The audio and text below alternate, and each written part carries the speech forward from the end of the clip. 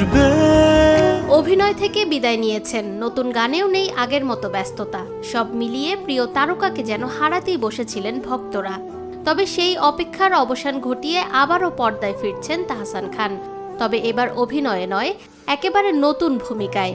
সুরের মঞ্চে প্রতিভা খুঁজে বের করার দায়িত্ব নিয়ে উপস্থাপকের আসনে দেখা যাবে জনপ্রিয় এই তারকাকে।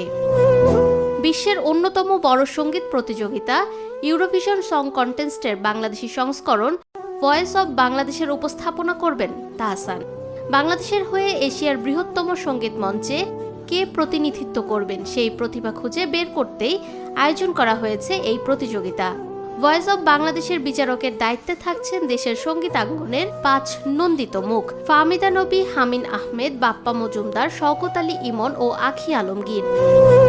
প্রাথমিক বাছাই শেষে বর্তমানে সেরা ১২ প্রতিযোগীকে নিয়ে চলছে বিশেষ গ্রুমিং পর্ব। আগামী ৩০শে সেপ্টেম্বর অনুষ্ঠিত হবে গ্র্যান্ড ফিনালে। সেখান থেকেই নির্বাচিত হবে বাংলাদেশের চূড়ান্ত প্রতিনিধি।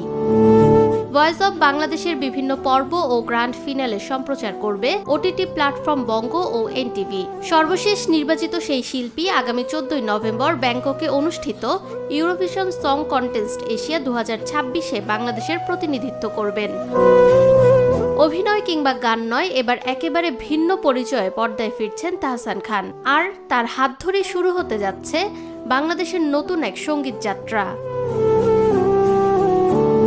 ফাহমিদা বিনতে আনোয়ার, নিরপেক্ষ। নিরপেক্ষ, সত্য প্রকাশে আপোষহীন।